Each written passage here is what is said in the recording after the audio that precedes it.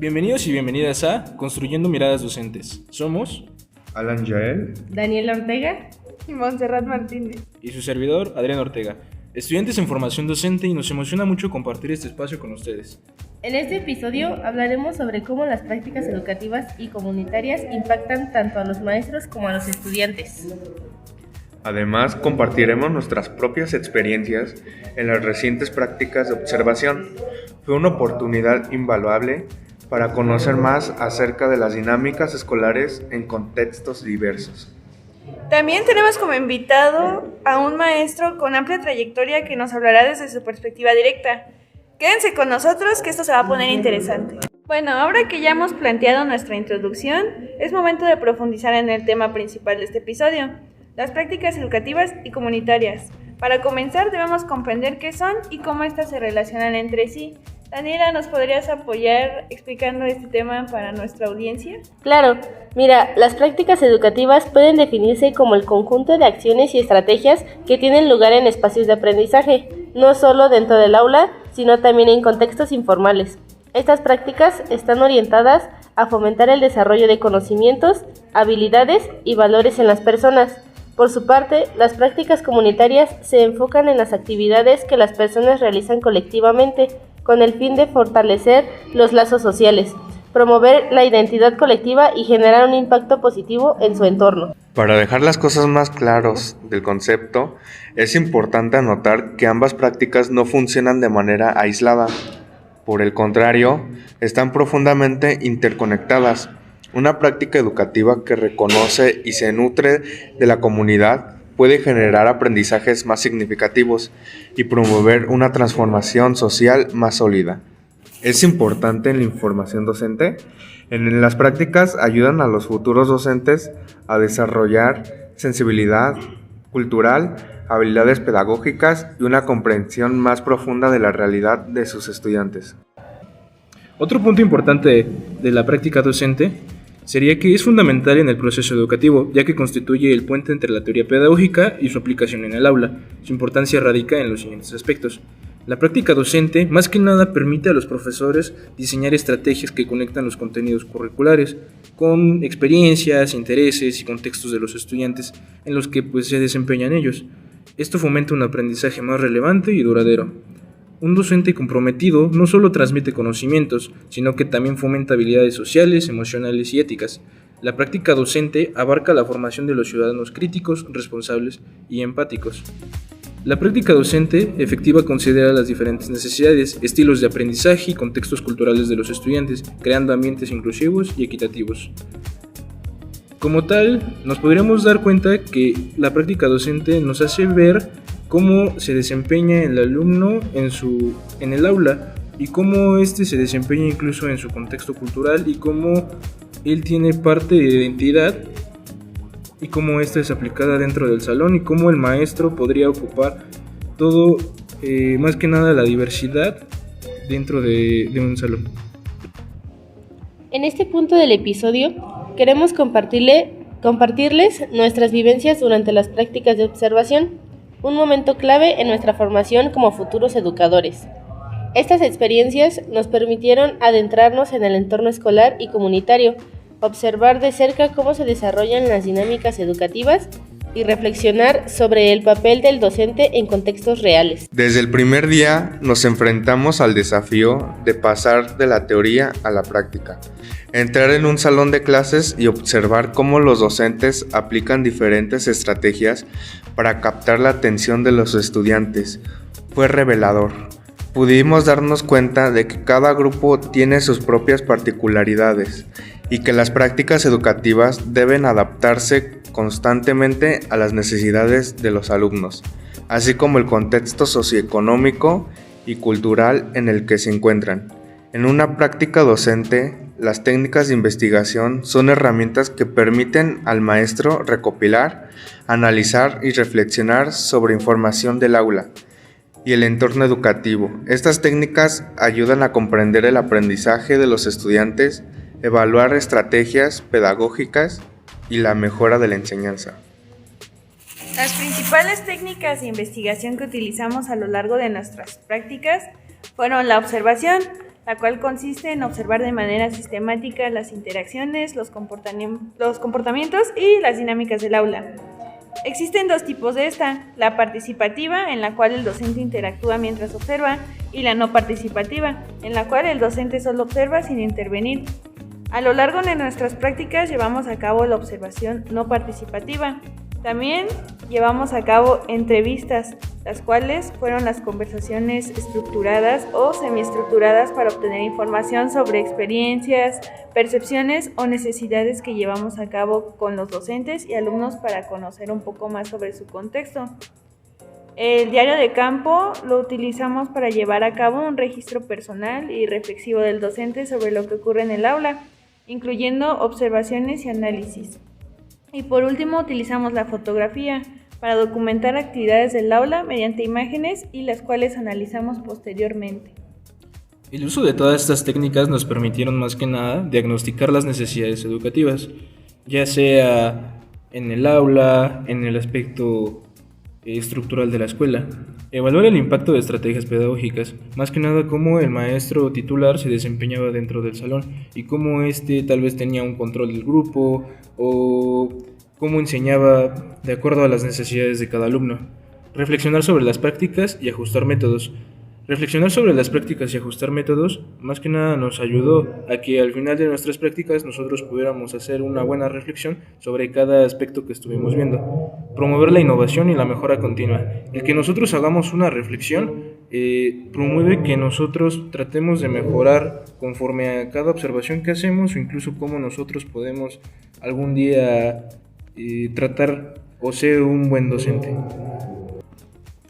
Además, nuestra observación no se limitó solo en el aula. Fuera de ella, exploramos cómo las prácticas comunitarias influyen en el aprendizaje. Por ejemplo, presenciamos actividades que involucraban a los padres de familia, proyectos colaborativos en los que participaba toda la escuela, ya sean convivios o distintas acciones que buscaban resolver problemáticas específicas de la comunidad, como la falta de recursos o el fortalecimiento de valores. Estas experiencias no solo ampliaron nuestra perspectiva, sino que también nos ayudaron a comprender la importancia de involucrarnos activamente con la comunidad. Aprendimos que el éxito de las prácticas educativas no depende únicamente del docente, sino también de la colaboración entre todos los actores que forman parte del entorno educativo. En esta sección les contaremos más a fondo algunas anécdotas significativas y los aprendizajes que nos dejaron estas observaciones. ¿Qué nos sorprendió? ¿Qué desafíos encontramos? ¿Cómo nos transformaron estas vivencias? Quédense con nosotros para descubrirlo. Para empezar, queremos contarles un poco sobre nuestras experiencias en las prácticas de observación. Estuvimos en 2 escuelas con características muy particulares que nos permitieron reflexionar sobre la realidad educativa.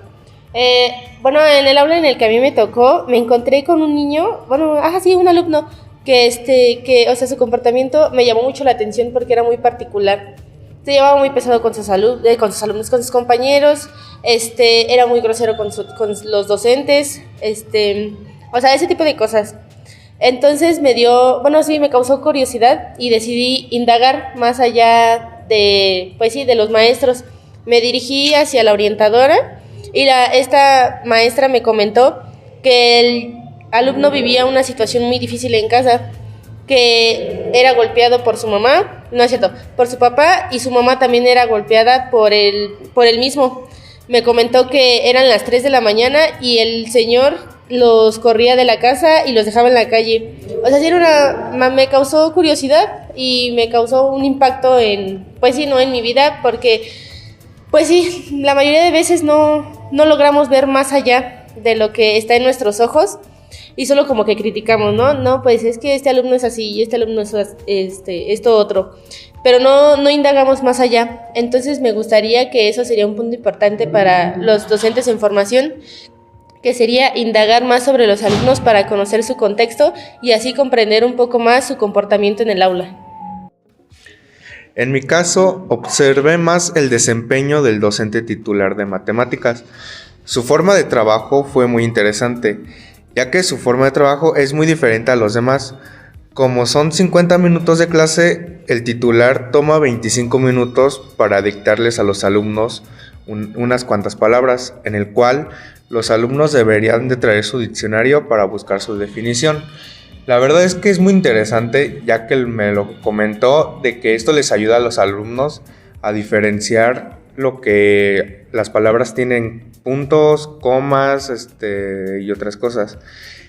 También les ayuda para leer un poco más fluido y saber cómo se dice cada palabra. Ya para los otros 25 minutos, el docente fue muy imperactivo con los niños, ya que no toman en cuenta lo que es el aprendizaje. Los alumnos no ponen atención a lo que son las clases, se la pasaban hablando y otras cosas. Entonces eso sí es una falta de respeto, porque el profesor da el conocimiento y los alumnos no lo aprovechan. Muchos de ellos deberían de estar concentrados o interesados en esa materia, pero los alumnos ven las matemáticas como un aburrimiento. En la segunda escuela de prácticas, más que nada en el salón que me tocó observar, más que nada logré identificar que la mayoría de los alumnos tenía un comportamiento tal vez un poco agresivo, o tal vez un poco distante, incluso tal vez había desinterés por parte de ellos a la entrega de tareas o distintas actividades, pero más que nada todo esto se debía al contexto en el que ellos vivían, ya que el entorno en el que ellos estaban era un entorno de violencia, incluso drogadicción, extorsión. Entonces ellos trataban siempre con este tipo de temas y pues para ellos era más interesante lo que ellos vivían en su día a día que la escuela. Incluso, bueno, otro punto que me pareció muy importante dentro de la escuela es, dentro del salón había un alumno diagnosticado con TDA y un niño con un déficit cognitivo. La escuela como tal no tenía un trato especial hacia ellos. Los maestros más que nada los trataban por igual a todos, sin importar, pero el problema es que el alumno que contaba con TDA era muy distraído y le gustaba estar mucho tiempo parado o salir a distraerse, dar una vuelta al patio, y eso era lo que tal vez los maestros no consideraban. Considero que tal vez podían tomar en cuenta eso que hacía para poderlo ocupar, no sé, en una actividad fuera del salón o distintas cosas. Creo que es importante el que los maestros logren observar esa parte y que identifiquen ese tipo de características para que ellos puedan emplear buenas, no sé, didácticas o dar incluso buenas clases dentro del salón considerando todos estos aspectos. Por mi parte, algo que me impactó bastante fue la disposición de algunos maestros que, a pesar de todas estas dificultades que ya mencionaron mis compañeros, utilizaron estrategias muy creativas para motivar a los estudiantes. Por ejemplo, en la segunda jornada de observación que tuvimos, un maestro aplicó un examen en equipos. Para mí me pareció una estrategia muy innovadora, ya que consistía en el maestro ponía una caja fuerte en el centro del salón y las respuestas del examen eran la combinación. La actividad consistía básicamente en que los alumnos resolvieran su examen y si obtenían la respuesta correcta les daba una cifra de la combinación con ciertas pistas que el maestro les colocó en el examen, y la verdad yo pude observar que los alumnos estuvieron muy muy muy motivados con esa actividad y no sentían esa pesadez como en otros exámenes de algunas otras materias que tuve la oportunidad de observar. También en la primera jornada de observación el titular sí prestaba mucha atención a todas aquellas problemáticas o barreras de aprendizaje que tenían los alumnos. Por ejemplo, en esa escuela los alumnos tenían dificultad para llevar a cabo cálculos mentales de manera rápida y dependían mucho de la calculadora. Entonces, su rutina era que día a día aplicaba 5 ejercicios de cálculo mental y los iba calificando. Entonces, sí veía una progresión bastante significativa. También algo clave que aprendimos es que el rol del maestro va más allá de lo académico. Es un guía, un mediador y en muchos casos una figura de apoyo emocional para los estudiantes. Para mí, definitivamente estas prácticas nos ayudaron a entender que la educación no es solo transmitir conocimientos, sino construir un espacio inclusivo y significativo para todos. Y esto nos lleva a nuestro siguiente segmento, donde hablaremos con un maestro que ha trabajado en contextos similares y nos compartirá su visión. Ahora entrevistaré al profesor Gerardo Pineda de la materia de geometría. La primera pregunta es, ¿cómo definiría el papel del docente en comunidades con contextos diversos? El rol del docente actualmente en la nueva escuela mexicana implica que debe adaptarse primero al contexto. Si los contextos son muy diferentes, el docente tendría que adaptarse necesariamente a cada uno de ellos a través de las diferentes metodologías. Es importante que su rol ya no sea el de un profesor que instruye, sino sea de un facilitador del conocimiento hacia sus estudiantes. Obviamente cada uno de ellos tiene características diferentes y él tendrá que adaptar ese conocimiento a cada uno de ellos. ¿Qué estrategias utilizaría para abordar las barreras lingüísticas o culturales en el aula? Bueno, lo primero importante es la preparación personal.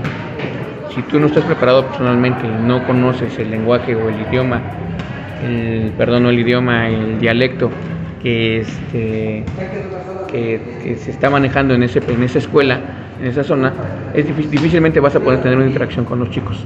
Necesitarías necesariamente primeramente conocer el dialecto y empezar a hablarlo, para que pudieras tú empezar a no obligarlos a ellos a hablar español, sino para que tú te acercaras a ellos en su propio idioma. ¿Cómo crees que la comunidad influye en el aprendizaje de los estudiantes? Claro que sí, la comunidad es el primer lugar donde aprenden, uno de los primeros lugares, porque el primer lugar es la familia. En la comunidad es todo de ti, es la que te va dando cómo eres, te va formando, te va dando una identidad. Entonces la comunidad influye totalmente en lo que se va haciendo. El contexto no es el mismo, por ejemplo, en una sierra, donde a lo mejor la gente se dedica a sembrar, se dedica a cazar, se dedica a recolectar, o en una ciudad en donde la gente está acostumbrada a tenerlo todo en la mano, ¿no? Son situaciones muy diferentes. Entonces, obviamente todo esto cambia la forma o la percepción que cada alumno tiene del estudio o de la escuela. ¿Qué opinas sobre la propuesta de la nueva escuela mexicana y su implementación en su contexto? De principio de cuentas es la primera vez que se toma en cuenta a la comunidad para que se planee con respecto a sus necesidades. Esa es la parte importante y que considero más valiosa de la nueva escuela mexicana. Ya anteriormente había la oportunidad de crear un currículum, es decir, que yo podría haber cambiado de orden los temas, escoger el inicio y fin de mis temas, pero ahora la parte importante que yo le veo está entre el plan analítico y el plan sintético, es decir, yo puedo agregar contenidos o PDAs que considero necesarios según las necesidades de mi comunidad, y esa es una ventaja que tiene. La verdad es que es excelente. ¿Cuáles han sido los mayores retos que ha enfrentado en su trayectoria docente y cómo los ha superado? Los cambios de planes de estudio. Cada plan de estudios ha sido muy diferente. En nuestro país cambiamos cada sexenio de plan de estudios, y eso es algo que perjudica a los estudiantes porque no llevan un buen tramo formativo como tal. Ha habido generaciones enteras que se les ha tratado con un plan de estudios y no terminan con ese plan de estudios, terminan con algún otro o que apenas van empezando, y entonces llevan conocimientos incompletos. El principal reto como docente es el cambio de plan de estudios. Ya el gobierno tendría que estar pensando en la forma de no cambiarlo, sino de enriquecerlo únicamente. Y por último, ¿qué recomendaciones daría a futuros docentes interesados en trabajar en comunidades con características similares? Primero, que sean empáticos con la comunidad. Segundo, que aprendan el dialecto y las costumbres de esa comunidad, porque de otra manera no me puedo yo empapar de ella. Yo no puedo llegar como una persona extraña sin conocer cuáles son sus gustos, sus preferencias. Hay comunidades que incluso no permiten el acceso directo a cualquier persona. Se requiere conocer, se requiere llegar con ya una parte previa. Obviamente la SEP tampoco toma en cuenta esta parte. La SEP te envía con una orden de presentación a cierta escuela y tú llegas como nuevo, ¿no? Todo lo tienes que ir aprendiendo en el primer año. Sin embargo, sí es importante y sería muy importante que tú llegaras desde antes, conocieras el contexto, trabajaras con ellos y fueras ya preparado para directamente ese contexto. Ok, muchas gracias, profesor, por el tiempo que nos ha otorgado. De nada, es un gusto. Como conclusión, a través de este episodio hemos explorado cómo la educación trasciende el aula. convirtiéndose en un reflejo del entorno social y comunitario en el que se desarrolla. Desde nuestras propias experiencias en la práctica de observación, entendimos que el rol del docente no solo consiste en impartir conocimientos, sino también en ser un agente de cambio, un puente entre la escuela y la comunidad. La entrevista con nuestro maestro invitado nos mostró cómo la creatividad, la empatía y el compromiso son herramientas clave para superar los retos que enfrentan los educadores en contextos diversos. En un mundo donde las desigualdades y las barreras culturales aún persisten, queda claro que la educación debe ser inclusiva, crítica y transformadora. Como futuros docentes, nos llevamos la tarea de construir espacios educativos donde cada estudiante se sienta valorado y pueda alcanzar su máximo potencial. Gracias por acompañarnos en este viaje de reflexión. Nos vemos en el próximo episodio para seguir aprendiendo juntos. Hasta pronto.